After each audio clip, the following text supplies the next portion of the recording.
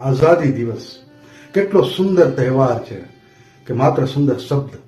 78માં આઝાદી દિવસની ઉજવણી જ્યારે આજે સમગ્ર ભારત કરી રહ્યું હોય ત્યારે એક પ્રશ્ન ન થવો જોઈએ કે શું આપણે ખરા અર્થમાં આઝાદ છીએ?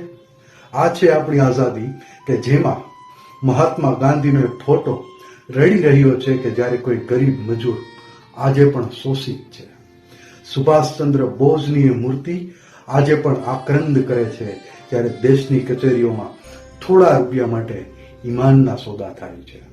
એ શહીદે આઝમ, એ શહીદ ભગતસિંહનો આત્મા આજે દુખી છે કારણ કે તેના ભારત દેશનો ગરીબ બાળક આજે પણ મફત શિક્ષણ અને સુલભ શિક્ષણથી વંચિત છે.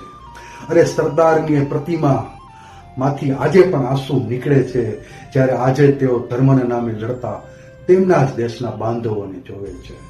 એ ખુદીરામ બોઝની આંખોમાં ચોધાર આંસુ છે જ્યારે શિક્ષિત યુવાનોને ન્યાયના નામે લાઠીઓ મળે છે. પરંતુ આ આઝાદી એટલે શું?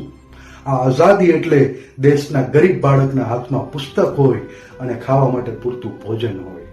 આઝાદી એટલે દેશના શિક્ષિત યુવાન પાસે કરવા માટે કામ હોય અને પરિવારનું પોષણ કરવા માટે સક્ષમ હોય. આઝાદી એટલે દેશનો વેપારી નિષ્ફિકર હોય અને દેશના અર્થતંત્રમાં તેની ફૂલની પાંખડી હોય. આઝાદી એટલે એક દેશભક્ત એટલો નિશ્ચિંત હોય અને કોઈ પણની સરકારની નીતિ સામે માત્ર દેશનું હિત વિચારી શકતો હોય. દેશના શાસકોની હિતની નહીં પરંતુ માત્ર દેશ હિતની ચિંતા, એ જ કહેવાશે આઝાદ ભારત. ધાર્મિક ઉન્માદ નહીં પરંતુ ધર્મમાં સહિષ્ણુતા, તો જ કહેવાશે આઝાદ ભારત. ભ્રષ્ટાચારીઓ સિસ્ટમના ઉચ્ચ સ્થાને નહીં પરંતુ જેલના સળિયા પાછળ હશે તો કહેવાશે આઝાદ ભારત. યુવાનોની પીઠ પર લાઠીઓથી નહીં પરંતુ તેના હાથમાં નોકરીઓ મળશે તો કહેવાશે આઝાદ ભારત. અને આ આઝાદ ભારતના નિર્માણ માટે આપણો સંકલ્પ અને આપણી કર્તવ્ય નિષ્ઠા, એ જ કહેવાશે આપણો આઝાદી દિવસ. એ જ છે સાચો આઝાદી દિવસ. ભારત માતા કી જય. જય હિન્દ.